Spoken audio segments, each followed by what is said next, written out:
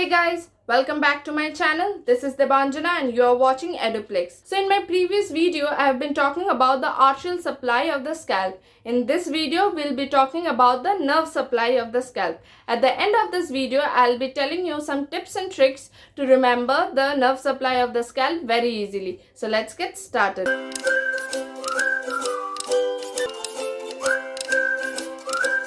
So to understand today's topic, we need to first understand these primary facts. Those are, there are 10 nerve supply of the scalp. On the basis of the auricle, we can divide the 10 nerve supply into 5 in front of the auricle and 5 behind the auricle. Among the 5 in front of the auricle, there are 4 sensory supplies and 1 motor supply. And on the basis of 5 behind the auricle, there are 4 sensory supply and 1 motor supply. The sensory nerve supply means that the nerve supply which carries information from the scalp to the brain. Again, the motor nerve supply denotes that the nerve supply which brings the information from the brain to the scalp. Now, the next point is the trigeminal nerve. The trigeminal nerve is the cranial nerve number 7. So the cranial nerve number 7 is divided into 3 main parts, that is the ophthalmic division, the maxillary division and the mandibular division.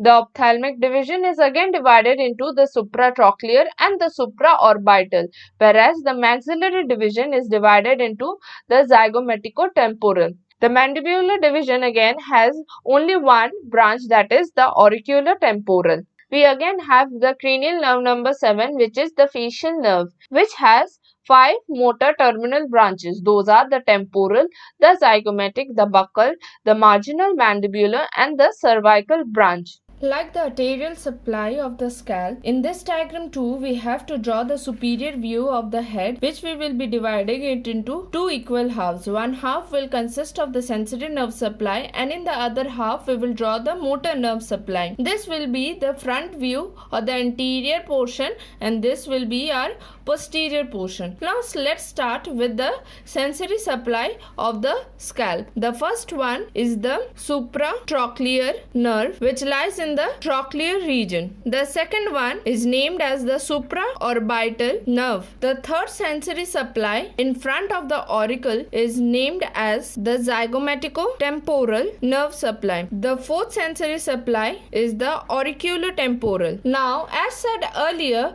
we have one motor supply which is denoted over this side, that is the temporal nerve supply. Now we have completed with the sensory and motor nerve supply in front of the auricle. We'll begin with the sensory nerve supply behind the auricle. The first one is the greater auriculum. As it is just behind the auricle, it is named as the greater auriculum. The second one lies in the occipital region and therefore named as the lesser occipital. The third sensory supply is the greater occipital and the last of all is the third occipital. Now these are the 4 sensory supply behind the auricle. We are left with one motor supply behind the auricle. This is the posterior auricular nerve supply.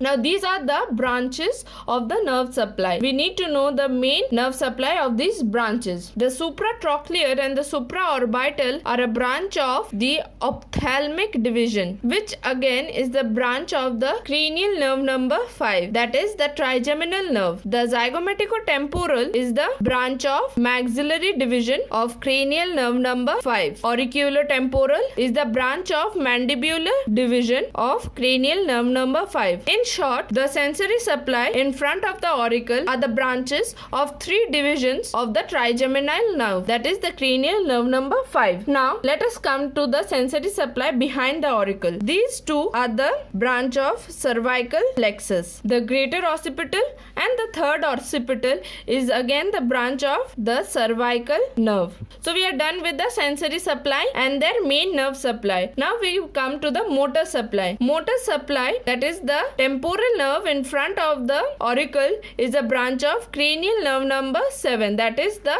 facial nerve, and the posterior auricular is also a branch of the cranial nerve number 7, that is the facial nerve. As I have already promised you to give one trick with which we can remember the different sensory supplies and motor supplies of the scalp. The sensory nerve supply can be remembered with the word glass. So G denotes the greater occipital nerve supply, L denotes the lesser occipital nerve supply, A is for the auricular temporal, and S for the supratrochlear. The other S is for the supraorbital nerve supply. The sensory nerve supply in front of the auricle can be remembered by the word dosa, where T denotes the supratrochlear nerve supply, O denotes the supraorbital nerve supply, Z is for the zygomatico-temporal, and A for the auriculo-temporal. The motor nerve supply can be remembered by the word pad, where PA denotes the posterior auricular and T denotes temporal branch. With this, we end our today's topic. So thanks for watching. If you like this video, please give it a thumbs up and consider subscribing